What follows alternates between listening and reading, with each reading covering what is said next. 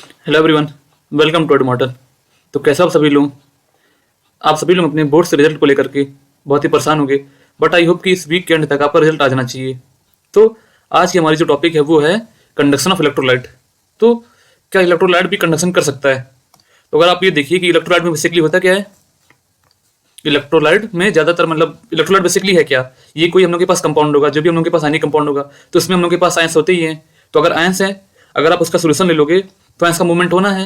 अगर ions move करें इसका मतलब क्या, चार्ज का मूवमेंट हो रहा है। और चार्ज की मूवमेंट को हम लोग क्या कहते हैं, करंट का मतलब फ्लो कहते हैं। तो अगर हम लोग के पास कोई इलेक्ट्रोलाइट है तो वो भी क्या हो जाएगा, उसमें भी हम लोग के पास कहता है चार्ज का फ्लो होगा, मतलब वो भी क्या होगा, कंडक्टिविटी शो करेगा। तो हम लोग का जो आज के टॉपिक में जो हम लोग का मतलब पर्पस है वो क्या है कि आज हम लोग कि कोई इलेक्ट्रोलाइट है उसका हम लोग कंडक्टेंस कैसे निकालेंगे या उसकी कंडक्टिविटी कैसे निकालेंगे, ये हम लोग देखेंगे। तो सबसे पहली बात जो हम लोग के पास टॉपिक है वो क्या हो जाएगा कि हम लोग इलेक्ट्रोलाइट का जो कंडक्शन है वो हम लोग किसमें, उसके लिए हम लोग को चाहिए क्या क्या हम लोग उसमें इंस्ट्रूमेंट लेंगे। तो सबसे पहले हम लोग इंस्ट्रूमेंट का नाम लिख लेते हैं, कंडक्टिविटी सेल। क्या हो जाएगा, an instrument used for measuring the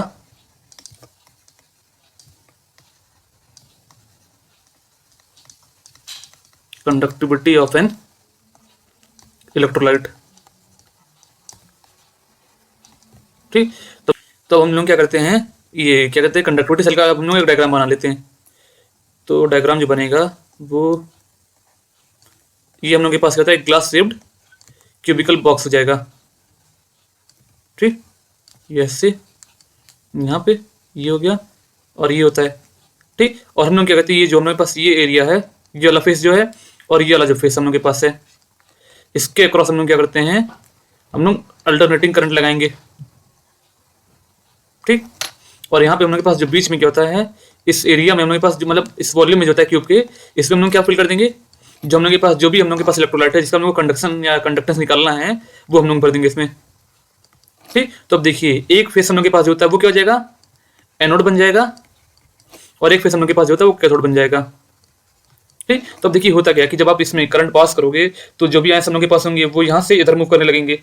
ठीक, अब आयंस मूव कर रहे हैं तो अगर आयंस मूव कर रहे हैं तो फिर क्या, चार्ज का मूवमेंट हो रहा है, तो आप वहां से कंडक्शन निकाल सकते हो। ठीक, तो कंडक्टिविटी सेल में एक चीज डिफाइन की जाती है वो हम लोग के पास क्या होता है, सेल कांस्टेंट होती है। पहले आप वो देख लीजिए, सेल कांस्टेंट ये होता क्या है, it is defined as the distance between two parallel electrodes divided by the area of the electrode A। तो अगर आप फिगर में देखिए, अगर हम देखिए जो मेरे पास एनोड हो गया ये कैथोड हो गया, अगर इसके बीच का हम लोगों के पास जो डिस्टेंस है इसको अगर हम क्या मान ले, इस डिस्टेंस को अगर हम एल मान ले।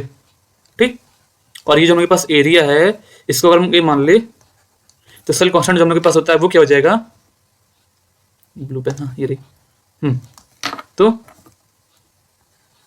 Cell constant is equal to क्या हो जाएगा, एल अपॉन ए हो जाएगा। ठीक, तो ये आप क्या होता है कि अगर आप कोई भी कंडक्टिविटी सेल लोगे ना तो इसमें क्या रहेगा, इसका वो सेल कांस्टेंट मेंशन किए रहेंगे कि उसमें ऑलरेडी जो रहेगा लेंथ अपॉन एरिया का निकाला रहेगा। ठीक, इस चीज को हम लोग कहते हैं सेल कांस्टेंट कहते हैं। ठीक, तो हम लोग अगले टॉपिक पे चलते हैं, वो क्या है, कंडक्टेंस। कि अगर हम देखिए यहाँ पे हम मेजर क्या कर रहे हैं, कंडक्टेंस या हम लोग कंडक्टिविटी मेजर करेंगे। तो हम लोग पहले इसको डिफाइन कर लिए कि दोनों टर्म होते क्या हैं। ठीक, तो देखिए क्या हो जाएगा, कंडक्टेंस। तो आप सभी लोगों ने करंट इलेक्ट्रिसिटी में रेजिस्टेंस पढ़ा होगा, तो जो कंडक्टेंस हम लोग के पास होता है वो हम लोग के पास क्या हो जाएगा, वो हम लोग के पास क्या होता है, रेजिस्टेंस का रेसिप्रोकल होता है। क्या हो जाएगा, reciprocal of resistance R may be termed as conductance. और कंडक्टेंस का हमारे पास जो सिंबल होता है वो जी हो जाएगा। तो क्या हो जाएगा, जी इज इक्वल टू क्या हो जाएगा, 1/r। ठीक, अब देखिए अब हम लोगों ने कंडक्टेंस डिफाइन कर लिया और हम लोग यहाँ से क्या मेजर करेंगे, हम लोग कंडक्टिविटी मेजर करेंगे। ठीक, तब हम एक बार इसको भी डिफाइन कर लेते हैं। क्या हो जाएगा, कंडक्टिविटी ऑब्लिक, इसको हम क्या कहते हैं, स्पेसिफिक कंडक्टेंस। इसको हम जो क्या कहते हैं, ये डिफाइन किससे हम लोग करते हैं, इसको हम लोग क्या कहते हैं, कप्पा। ये जो के है, ये के बेसिकली है नहीं, एक सिंबल है, इसको हम लोग कहते हैं कप्पा कहते हैं। तो इसका भी मैं नाम लिख दूं यहाँ पे, ये जो सिंबल एक के नहीं है, इसको हम लोग कहते हैं कप्पा कहते हैं, के डबल पी ए। ठीक, तो इसका डेफिनेशन क्या हो जाएगा, reciprocal of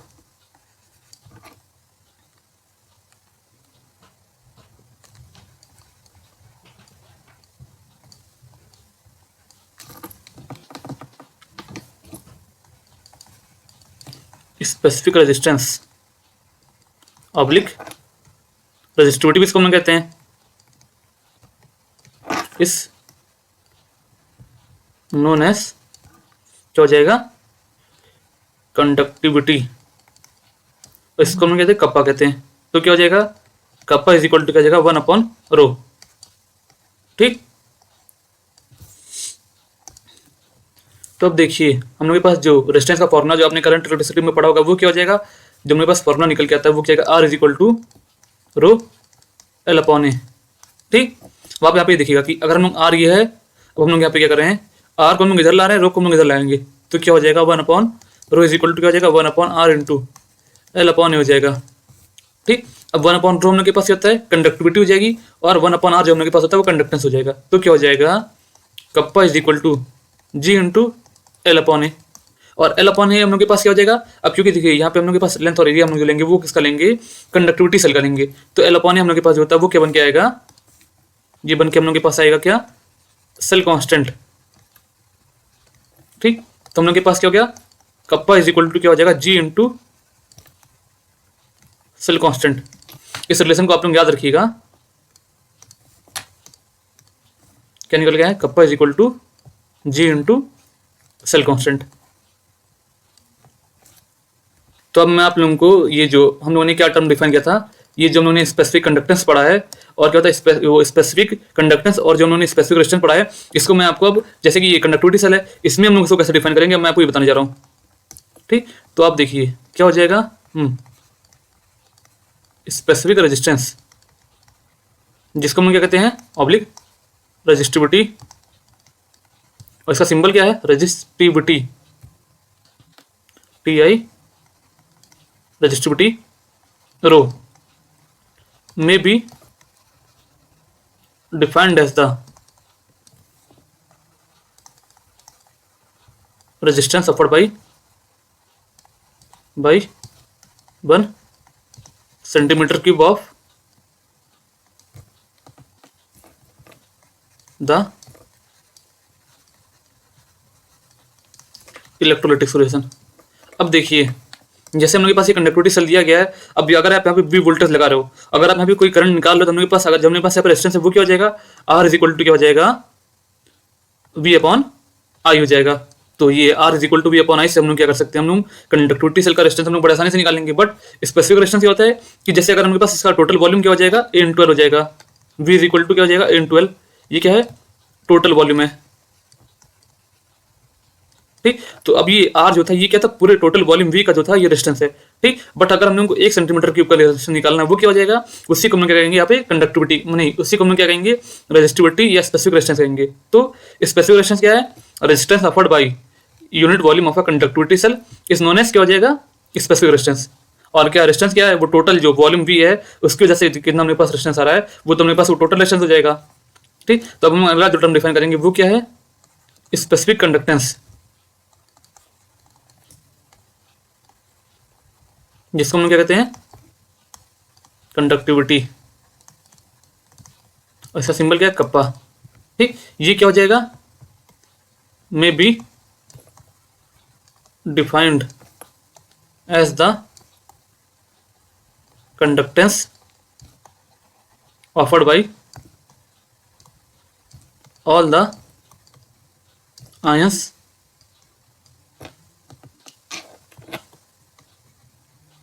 present in 1 centimetre cube of क्या हो जाएगा,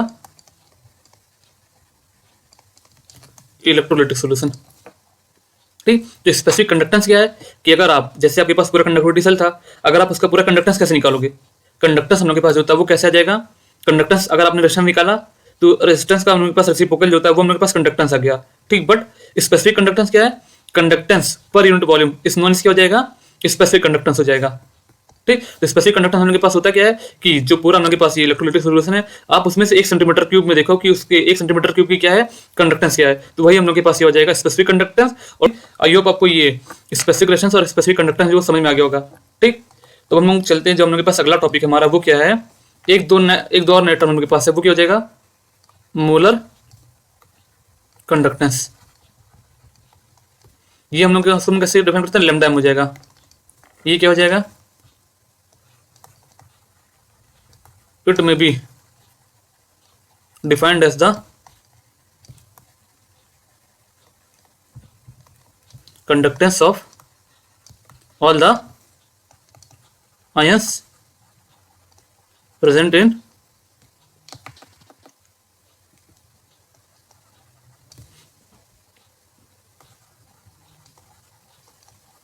produced by 1 mole of electrolyte in given volume V of the solution। ठीक, तो देखिए यहाँ पे मेरे पास जो मोलर कंडक्टेंस है ये क्या हो जाएगा, कंडक्टेंस 1 मोल ऑफ इलेक्ट्रोलाइट। ठीक, तो अब देखिए जो हम लोग के पास यहाँ पे कंडक्टिविटी सेल है, अगर हम लोग इसमें इलेक्ट्रोलाइट का 1 मोल डाले तो उस 1 मोल की वजह से जो हम लोग के पास कंडक्टेंस आएगी उसको हम लोग क्या कहेंगे, मोलर कंडक्टेंस कहेंगे। तो मोलर कंडक्टेंस क्या है कि अगर हम कंडक्टिविटी सेल में 1 मोल इलेक्ट्रोलाइट डाले तो जो भी हमारे पास सारे जो आयंस बन रहे हैं उसकी वजह से हमारे पास जो कंडक्टिविटी होगी उसको हम लोग क्या कहेंगे, मोलर कंडक्टिविटी। ठीक, तो हम लोग उसका फॉर्मूला हम लोग के पास बनता है इसको कैलकुलेट करने का, वो क्या हो जाएगा, लैम्डा इज इक्वल टू क्या हो जाएगा, कप्पा इनटू वॉल्यूम हो जाएगा। ये क्या हम लोग के पास है, मोलर कंडक्टेंस का फॉर्मूला है। कप्पा क्या है, कंडक्टिविटी हो जाएगा, कंडक्टिविटी हो जाएगा, और वी हम लोग के पास हो जाएगा volume of conductivity cell oblique क्या हो जाएगा, वॉल्यूम ऑफ इलेक्ट्रोलाइटिक सॉल्यूशन हो जाएगा। तो देखिए जो हम लोग के पास जब भी अगर आपको कहीं पर भी मोलर कंडक्टेंस निकालना हो तो आपके पास जो फॉर्मुला होता है आपको ये यूज करना है। बट होता क्या है कि क्वेश्चन में आपको क्या दे रहा है कि मतलब मोस्ट ऑफ द टाइम, मतलब हमेशा समझ लीजिए कि हम लोग को यहाँ पे क्या होता है, वॉल्यूम ना देकर के हम लोग क्या देते हैं, हम लोग को जो हम लोग के पास मोलरिटी हम लोग के पास सोल्यूशन की वो दिए रहते हैं। ठीक, तो हम लोग के पास अगर मोलरिटी दिया गया तो हम लोग के पास जो फॉर्मुला बन गया था वो कैसे बनेगा, आप ये देखिए कि if molarity of electrolytic solution is M molar हो जाएगा। ठीक, तो अब देखिए एम का मतलब हम लोग के पास ये क्या है कि अगर हमारे पास ये जो इसकी मोलरिटी है वो एम है, इसका मतलब क्या कि एम मोल्स हम लोग के पास क्या हो जाएंगे, 1 लीटर में प्रेजेंट है, क्या हो जाएगा, M moles present in 1 litre is equal to क्या हो जाएगा, 1000 ml हो जाएगा। ठीक, तो 1 मोल कितने में प्रेजेंट हो जाएगा हम लोग के पास, प्रेजेंट इन क्या हो जाएगा, 1000/ml हो जाएगा। ठीक, तो अब देखिए यहाँ पर मेरे पास ये जो मोलर कंडक्टेंस का फॉर्मूला बन गया था क्या कि ये कंडक्टेंस क्या होना चाहिए हम लोग के पास, offered by 1 mole of electrolyte. तो देखिए हम लोग के पास ये 1 मोल का जो होता है वॉल्यूम हो जाएगा, ये हम लोग के पास क्या हो जाएगा 1000/m, और ये हम लोग के पास जो वॉल्यूम उनको यहाँ पे यूज करना था वो हम लोग के पास क्या हो जाएगा, ये 1000/m हो जाएगा। तो फॉर्मूला हम लोग के पास जो बन के आएगा वो क्या आएगा, लैम्डा इज इक्वल टू क्या है, कप्पा इनटू, और वॉल्यूम हम लोग के पास क्या है 1000/m क्या हो जाएगा, m हो जाएगा। ठीक, तो फॉर्मूला मेरे पास बन गया ये क्या, लैम्डा इज इक्वल टू क्या जाएगा, कप्पा इनटू 1000/मोलरिटी। ठीक,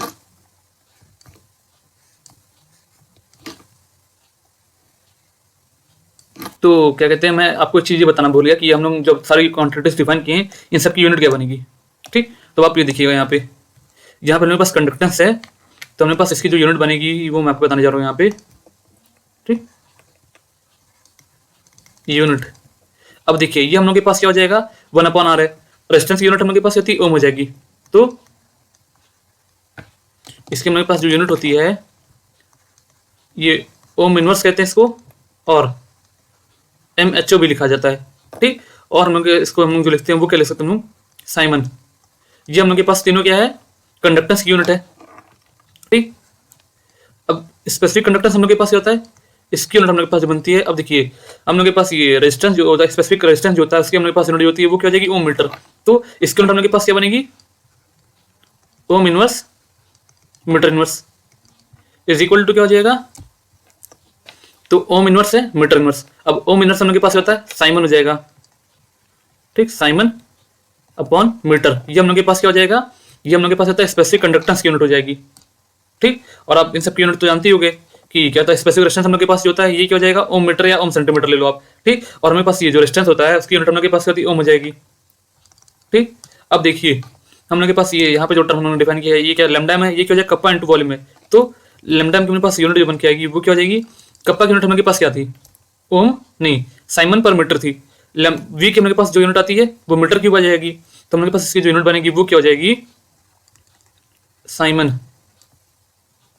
क्या हो जाएगा, मीटर स्क्वायर अपॉन मोल, और क्या हो जाएगा, Simon centimetre square upon mole होता है, ठीक। तो हम लोग इसको जो लिखते हैं शॉर्ट फॉर्म में वो क्या हो जाएगा, एस मीटर स्क्वायर पर मोल। तो साइमन का जो हम लोग के पास शॉर्ट फॉर्म होता है वो एस हो जाएगा, और ये क्या हो जाएगा, साइमन सेंटीमीटर स्क्वायर पर मोल हो जाएगा, ठीक। तो यहाँ पे मैं आपको एक चीज़ और बताना चाहता हूँ कि यहाँ पे जो आप शॉर्ट फॉर्म यूज करोगे, मतलब ये नहीं कन्वर्जन हम लोग के पास होता है वो क्या हो जाएगा, 1 साइमन मीटर स्क्वायर पर मोल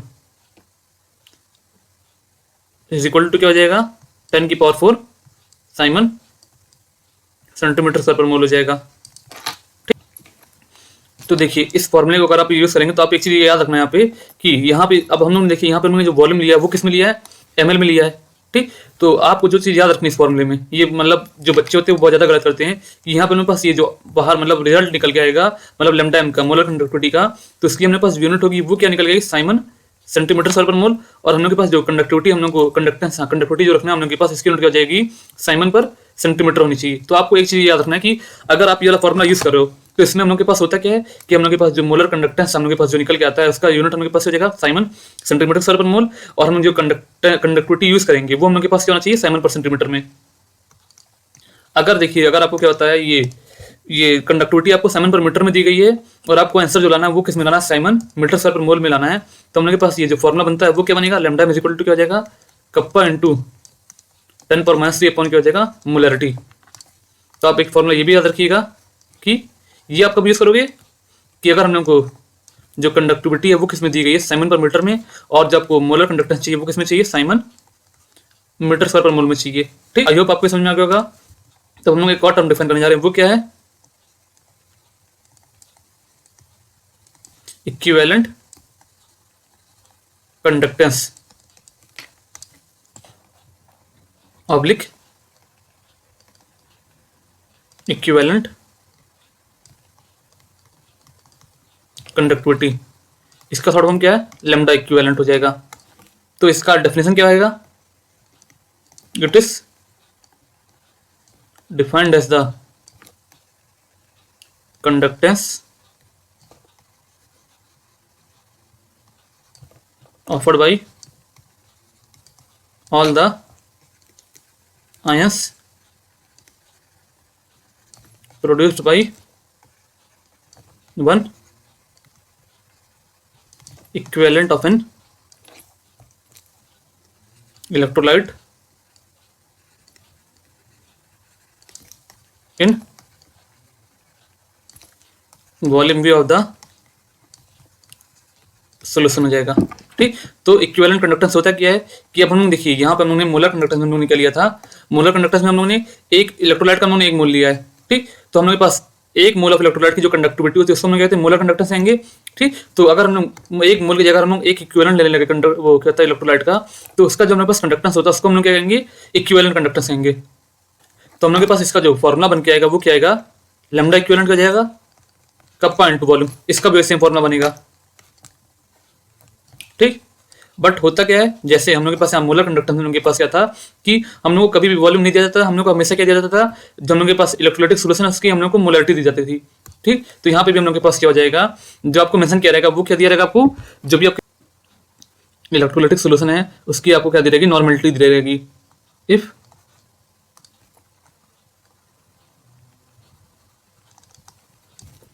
normality of solution is n, this implies N equivalent present in volume is equal to क्या हो जाएगा 1000 ml is equal to 1 litre हो जाएगा। इसका मतलब एक इक्विवेलेंट जो होता है वो कितने में प्रेजेंट रहेगा 1000 अपॉन n, और यही हम लोग के पास क्या हो जाएगा इस फॉर्मूले में v का काम करेगा। ठीक, तो देखिए लैम्डा इक्विवेलेंट क्या हो जाएगा कप्पा इंटू 1000 अपॉन नॉर्मेलिटी, एक फॉर्मूला ये हो जाएगा, और एक हमारे पास फॉर्मूला बनता है वो क्या हो जाएगा is equal to kappa into 10 power minus 3 upon normality.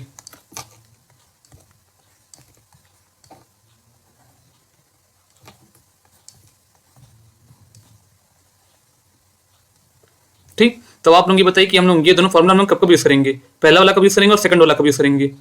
ठीक, आप लोगों ने सही कहा, इसमें हम लोग तब यूज करेंगे कि जब हम लोग के पास ये कप्पा जो होना चाहिए ये किस में होना चाहिए साइमन पर सेंटीमीटर में, और हम लोग के पास ये जो रिजल्ट निकल के आएगा ये किस में आएगा साइमन सेंटीमीटर स्क्वायर पर इक्विवेलेंट। और ये कब यूज करेंगे हम लोग कि जब हम लोग के पास कंडक्टिविटी साइमन पर मीटर में हो, और जब हम लोग के पास रिजल्ट लाना हम लोग को वो किस में हो साइमन मीटर स्क्वायर पर इक्विवेलेंट में हो। पे क्या करते हैं कि अब इन दोनों के बीच में रिलेशन क्या होगा हम लोग अब वो निकालते हैं, रिलेशन बिटवीन क्या lambda molar and lambda equivalent. ठीक, तो देखिए लेमडा मोलर उनके पास क्या होता है is equal to kappa into 1000 upon molarity, ये पहला हो गया, और लेमडा इक्विवेलेंट जो होता है वो क्या जाएगा कप्पा इंटू 1000 अपॉन नॉर्मेलिटी। तो अगर हम लोग 1/2 कर दे तो लेमडा एम अपॉन लेमडा ये इज इक्वल टू क्या हो जाएगा n अपॉन m हो जाएगा। ठीक, तो मोलरिटी हम लोग के पास जो होता है वो क्या हो जाएगा, तो मोलरिटी हम लोग के पास जो होता है वो क्या हो जाएगा नॉर्मेलिटी अपॉन क्या होता है n factor.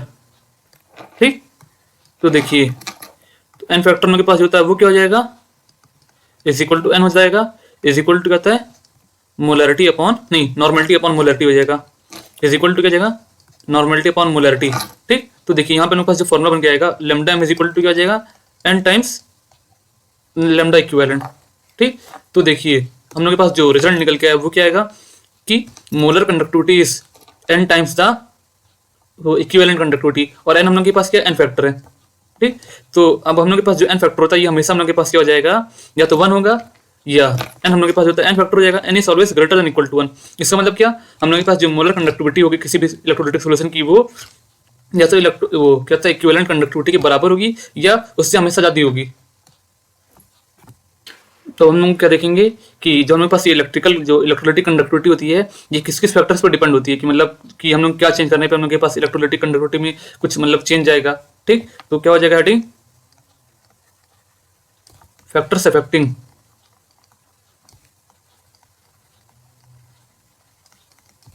Electrolytic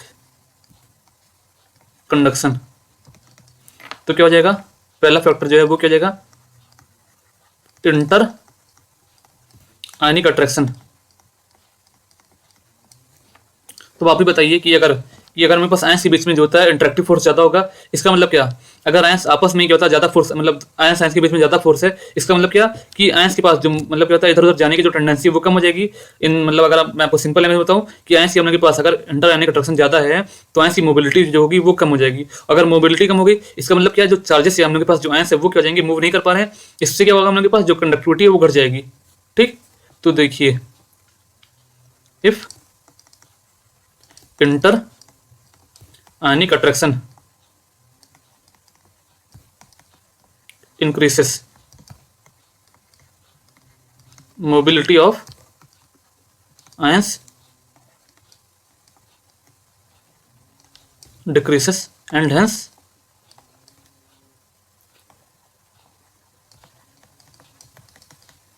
conductivity decreases। ठीक, तो क्या हो जाएगा इंटरआयनिक अट्रैक्शन बढ़ने पर उनके पास होता क्या है आयंस के पास जो मूवमेंट थी वो क्या हो जाएगी मतलब कम होने लगेगी। ठीक, अगर मूवमेंट कम हो गई इसका मतलब क्या हम लोग के पास जो कंडक्टिविटी सॉल्यूशन की थी वो हम लोग के पास कम हो जाएगी। ठीक, तो हम लोग के पास जो अगला फैक्टर है वो क्या हो जाएगा polarity of solvent. If solvent has high polarity that is high dielectric constant।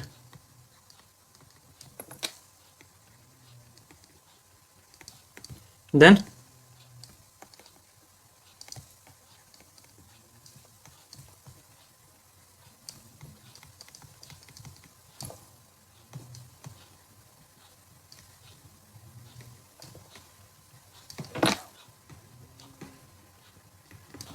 ठीक। तो अगर देखिए हम लोग के पास जो सॉल्वेंट था उसकी पोलैरिटी ज्यादा है, इसका मतलब क्या कि वो जो हम लोग के पास जो आयंस के बीच में इंटरेक्शन है उसको वो और ज्यादा कम करेगा। ठीक, अगर हम लोग के पास आयंस के बीच का इंटरेक्शन कम हो गया, इसका मतलब क्या, अब आयंस हम लोग के पास जो होता है उसकी मोबिलिटी बढ़ गई। अगर मोबिलिटी बढ़ गई हम लोग के पास आयंस की, इसका मतलब हम लोग के पास होता है कंडक्टेंस या कंडक्टिविटी जो भी है वो बढ़ जाएगी। ठीक, अब देखिए जैसे हमारे पास वाटर होता है उसका डाइलेक्ट्रिक कांस्टेंट बहुत ज्यादा है। ठीक, तो अगर उसका डाइलेक्ट्रिक कांस्टेंट बहुत ज्यादा होता है वो क्या करता है कि जो भी हमारे पास उसमें आप आयंस डालोगे उसका क्या होता है, जो उनके बीच का इंटरेक्टिव फोर्स होता है उसको कम कर देगा। ठीक, और हमारे पास कंडक्टिविटी बढ़ा देता है। तो हमारे पास जो अगला फैक्टर है वो क्या हो जाएगा, viscosity of medium on increasing viscosity,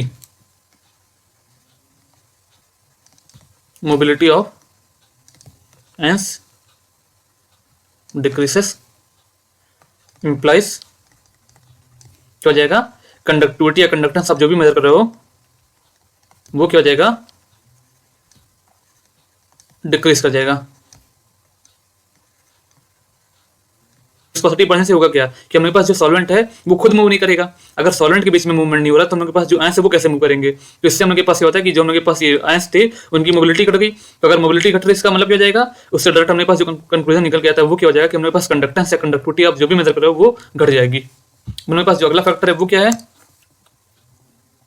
क्या हो जाएगा, टेम्परेचर। तो देखिए अगर हम लोग टेम्परेचर बढ़ा दे तो आप अगर आप सोचिए तो होगा क्या, बेसिकली टेम्परेचर बढ़ाने पे हम लोग के पास होता क्या है कि हम लोग के पास जो ये फ्लूइड के बीच में विस्कोसिटी थी वो क्या हो जाएगी, कम हो जाएगी। और टेम्परेचर बढ़ाने पे हम लोग के पास होता है कि जो हम लोग के पास ये जो आयंस के बीच में इंटरेक्शन था वो भी हम लोग के पास होता है कम होने लगता है। ठीक, तो देखिए क्या हो रहा है, हम लोग के पास आयंस के बीच में इंटरेक्शन कम हो रहा है।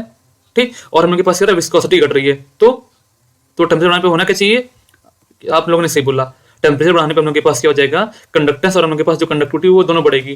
ठीक, तो मैं आपको बता रहा हूँ यहाँ पर टेम्परेचर पे देखिए होता क्या है, अगर हम लोग टेम्परेचर बढ़ाएंगे तो इसका मतलब क्या हो जाएगा, हम लोग के पास ये विस्कोसिटी हम लोग के पास होता है घटेगी। क्या हो जाएगा, कंडक्टेंस बढ़ता है, कंडक्टिविटी बढ़ेगी। और अब देखिए कंडक्टेंस बढ़ रहा है इसका मतलब हम लोग के पास क्या, रेजिस्टेंस भी घटेगा हम लोग के पास इलेक्ट्रोलाइटिक सॉल्यूशन। तब हम लोग अब अगला जो हम लोग के पास लास्ट फैक्टर उसमें हम लोग देखते हैं जो कि काफी बड़ा है। वो हम लोग के पास क्या है कि अगर हम लोग क्या हो जाए कि जो हमारे पास इलेक्ट्रोलाइटिक सॉल्यूशन है उसको हम लोग डाइल्यूट कर दे, क्या हो जाएगा, डाइल्यूशन। कि अगर आप क्या होता है कि आप उसमें आप सॉल्वेंट और ऐड कर दो तो सॉल्वेंट ऐड करने पर बस ये कंडक्टेंस और कंडक्टिविटी पे क्या चेंज हो रहा है ये हम लोग को देखना है। तो देखिए बेसिकली जब हम लोग कोई भी इलेक्ट्रोलाइटिक सॉल्यूशन को अगर हम लोग डाइल्यूट करेंगे तो उसमें हम करते क्या है कि हम लोग क्या होता है सॉल्वेंट ज्यादा ऐड करें। तो अब देखिए सॉल्वेंट ऐड करने पर उनके पास होता क्या कि जो आपने क्या होता है जो नंबर ऑफ आयंस थे वो पहले फिक्स थे, आपने सॉल्वेंट और डाल दिया तो होता क्या कि जो पर्टिकुलर वॉल्यूम है उनके पास सॉल्वेंट मतलब क्या था आयंस थे वो कम हो गए। ठीक, और कंडक्टेंस और कंडक्टिविटी हमारे पास बेस किस पे थे कि हम लोग के पास ये किसी भी वॉल्यूम में हम लोग के पास कितने आयंस है। तो देखिए डाइल्यूशन करने पर हम लोग के पास हो क्या रहा है, वॉल्यूम बढ़ जा रहा है सॉल्वेंट का। इसका मतलब हम लोग के पास क्या होता है कि जो पर क्या होता है यूनिट वॉल्यूम में हम लोग के पास जो भी आयंस थे उनके हम लोग के पास जो होता है वो नंबर घट जा रहा है। ठीक, तो क्योंकि because of dilution the number of ions per unit volume decreases, this implies conductivity and conductance will decrease. तो आपके लिए मैं लिख देता हूं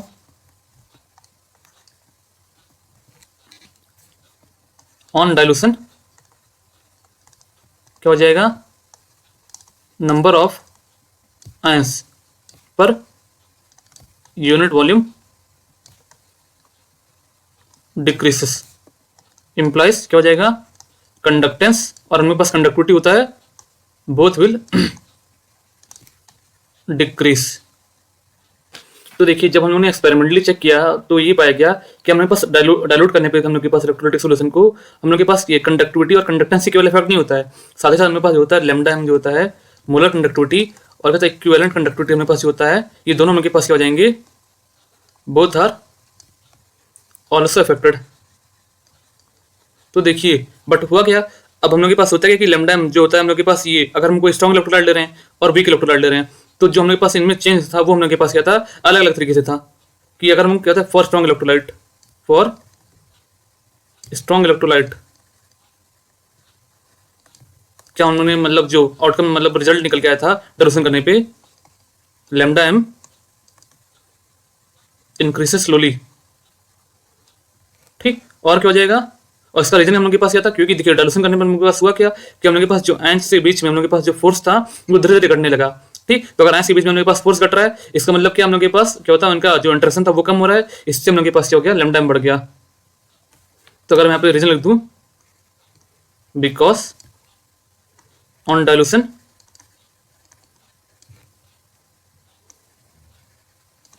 inter ionic forces decrease.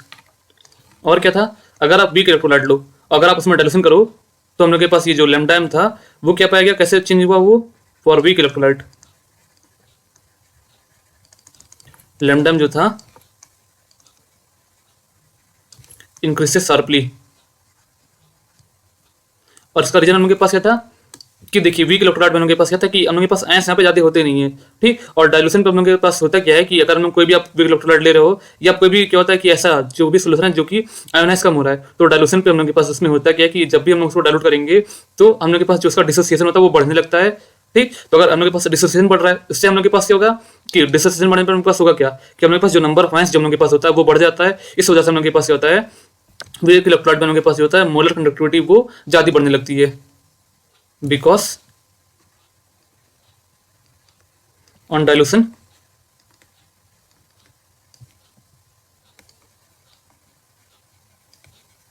degree of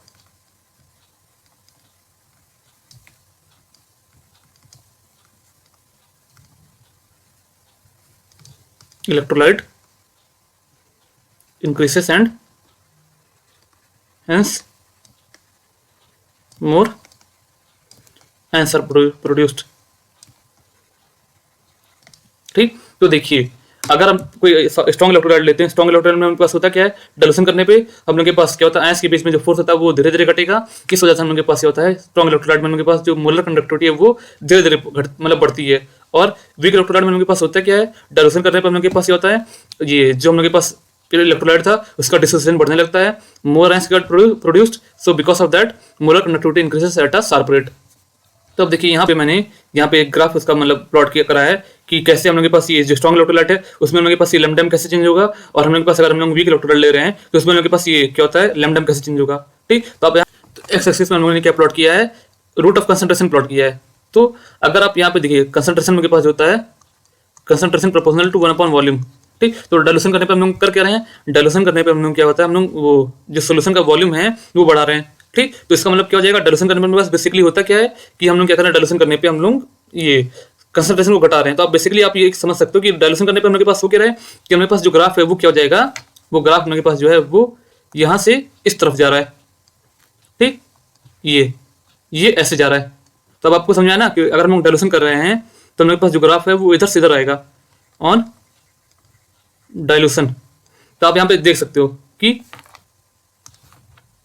अगर वीक इलेक्ट्रोलाइट हम लोग के पास था तो डायल्यूशन करने पर हम लोग के पास क्या हो रहा है, ये तेजी से ऊपर जा रहा है, और स्ट्रॉन्ग इलेक्ट्रोलाइट हम लोग के पास है तो वो धीरे धीरे क्या हो रहा है, बढ़ के एक मैक्सिमम वैल्यू की ओर जा रहा है। और तो डायल्यूशन करने पर हम लोग के पास क्या हो जाएगा, वीक इलेक्ट्रोलाइट का हमारे पास ये जो मोलर कंडक्टिविटी होता है वो it will increase at a sharp rate. तो आप यहाँ से ग्राफ से देख सकते हो कि ये जो होता है बहुत तेजी से बढ़ रहा है, और हमारे पास जो स्ट्रॉन्ग इलेक्ट्रोलाइट है इसमें हम लोग के पास जो होता है वो मोलर कंडक्टिविटी होता है वो धीरे धीरे बढ़ के, और एक फाइनली एक वो क्या होता है, जब हम लोग के पास कंसंट्रेशन जीरो हो जाए, या कंसंट्रेशन जीरो को हम लोग क्या बोलेंगे, क्या हो जाएगा, molar conductivity at infinite dilution. कि मतलब क्या हो जाएगा कि आयंस हम लोग के पास बहुत ही कम है, और हम लोग एकदम मतलब क्या हो जाएगा, एक तरीके से आपने सॉल्वेंट बहुत ज्यादा डाल दिया है, उसको हम लोग क्या बोलेंगे, क्या हो जाएगा, molar conductivity at infinite dilution हो जाएगा। तो हम लोग के पास ये जो हो जाएगा, ये लैम्डा नॉट जो है ये क्या हो जाएगा, molar conductivity at infinite dilution. और इसको हम रिप्रेजेंट कैसे करते हैं, lambda M infinite is equal to क्या हो जाएगा, लैम्डा एम नॉट हो जाएगा। ठीक, ये हो गया। तो अब देखिए हम लोग के पास ये जो हम लोग के पास इक्वेशन बन के आता है, ये जो इक्वेशन का हम लोग के पास ये स्ट्रेट लाइन है, तो हम लोग के पास जो इक्वेशन बन के पास आता है ये क्या आएगा, lambda M is equal to क्या हो जाएगा, लैम्डा एम इनफाइनाइट माइनस क्या हो जाएगा, अल्फा टाइम्स रूट सी। ठीक, तो आप इक्वेशन ऐसे सच आपको कोई जरूरत है नहीं, बट मैंने आपको बता दिया इसको लेकर के। अब देखिए अब हम मेरे को आपको जो अगली चीज़ बतानी थी कि ये जो जाएगा, आप स्ट्रॉन्ग इलेक्ट्रोलाइट है तो आप उसमें क्या हो जाएगा, मोलर कंडक्टिविटी जो होता है स्ट्रॉन्ग इलेक्ट्रोलाइट के लिए, आप क्या हो जाएगा, आप ग्राफ से आसानी से निकाल सकते हो। यहाँ पे क्या है कि अगर आप ये ग्राफ पे जो हो जाएगा ये वैल्यू आप निकाल सकते हो, बट अगर आपके पास वीक इलेक्ट्रोलाइट हो तो आप यहाँ पे देखेंगे कि जो वैल्यू है ये बहुत कहीं और जाके कटेगी, जो कि हम लोग क्या होता है ये ग्राफिकली निकालना बहुत मुश्किल होता है। ठीक, तो एक साइंटिस्ट जिनका नाम क्या था, कोलरॉक्स था, उन्होंने वीक इलेक्ट्रोलाइट के लिए क्या होता है मोलर कंडक्टिविटी इनफाइनाइट डायल्यूशन पे निकालने के लिए एक फॉर्मूला दिया था, या आप कह सकते हैं एक लॉ दिया था, जो कि मैं आपको अगले पेज में बताने जा रहा हूँ। उससे हम लोग क्या करेंगे कि अगर आपके पास वीक इलेक्ट्रोलाइट है और आपको क्या निकालना है, उसकी मोलर कंडक्टिविटी किस पे निकालनी है, इनफाइनाइट डायल्यूशन पे निकालनी है, तो आप उसको कैसे निकालोगे, उसको उसके लिए क्या हुआ था, कोलरॉक्स ने एक लॉ दिया था। ठीक, तो हम लोग अगला जो मेरे पास टॉपिक है वो क्या है,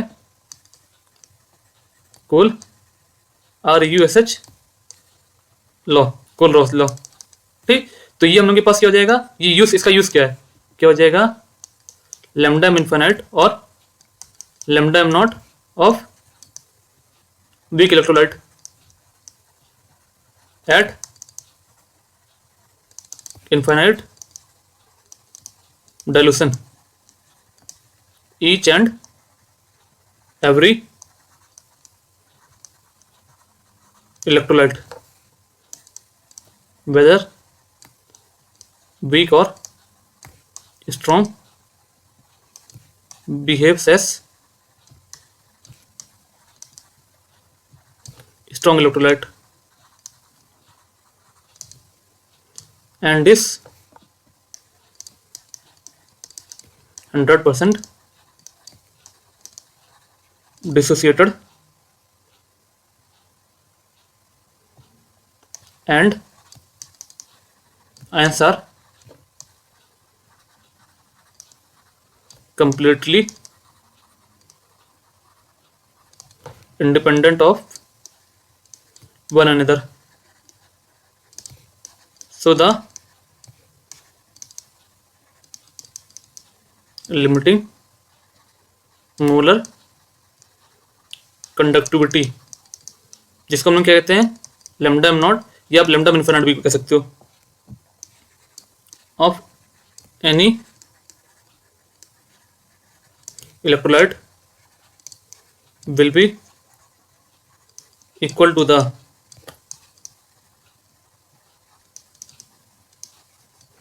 summation of limiting equivalent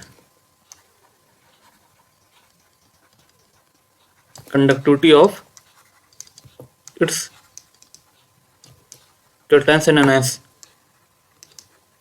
ठीक, तो देखिए कोलरॉक्स लॉ में कहा क्या जा रहा है कि अगर आप कोई भी इलेक्ट्रोलाइट लो, ठीक, चाहे वो स्ट्रांग हो या वीक हो, अगर आप उसमें क्या होता है, अगर आप उसमें क्या होता है कि उसको इनफाइनाइटली डाइल्यूट करते रहो, तो होता क्या है कि जो भी हम लोग के पास होता है वो the electrolyte will behave as क्या हो जाएगा, स्ट्रांग इलेक्ट्रोलाइट, और वो हम लोग के पास होता है इट विल क्या हो जाएगा बी 100% डिसोसिएटेड, की मतलब क्या हो जाएगा उसमें सारे आयंस के फॉर्म में हो रहेगा, और जो होता है कि हम लोग के पास नो, और हमारे पास जो आयंस होता है उनके बीच में क्या हो जाएगा, कोई भी इंटरेक्टिव फोर्स नहीं होगा, सारे आयंस आपस में इंडिपेंडेंट हो जाएंगे। So on infinite dilution a weak electrolyte will also behave like ऐसा स्ट्रॉन्ग इलेक्ट्रोलाइट, और जो भी हम लोग के पास ये जो क्या होता है जो इलेक्ट्रोलाइट है वो जितने भी आयंस में क्या होता है डिसोसिएट हो जाएगा, क्या हो जाएगा उस क्या होता है इलेक्ट्रोलाइट की क्या होता है इक्विवेलेंट कंडक्टिविटी जो होगी वो क्या हो जाएगी, it will be equal to the summation of equivalent conductivity of all the ions in which the electrolyte gets dissociated. तो क्या हो जाएगा, फॉर्मूला हमारे पास जो बन के आएगा वो क्या हो जाएगा, कि अगर मेरे पास कोई इलेक्ट्रोलाइट है फॉर इलेक्ट्रोलाइट, अगर मेरे पास AX है BY, ये डिसोसिएट होकर के क्या बना रहा है, X टाइम्स AY प्लस हो जाएगा, और क्या हो जाएगा Y टाइम्स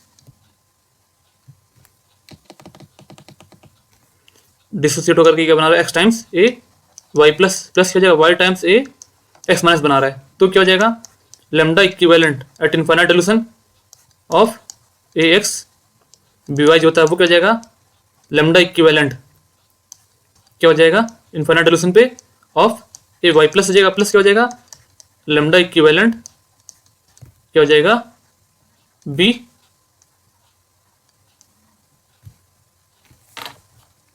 यहाँ पे B हो जाएगा Y times BX minus BX minus हो जाएगा। ठीक, ये हम लोग के पास क्या है कोलोस लॉ ये क्या बोल रहा है कि अगर आप कोई भी इलेक्ट्रोलाइट लो at infinite dilution, it will behave as a strong electrolyte and it will be 100% dissociated and its equivalent conductivity will be equal to the summation of equivalent conductivity of its constituent ion at infinite dilution.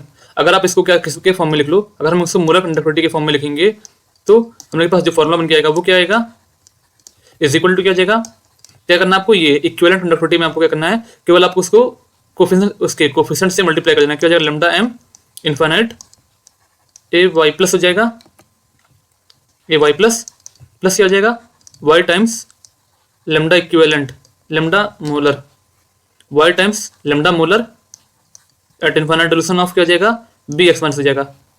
ठीक, तो ये हम लोग के पास क्या है, कोलोस law के दो फॉर्म में।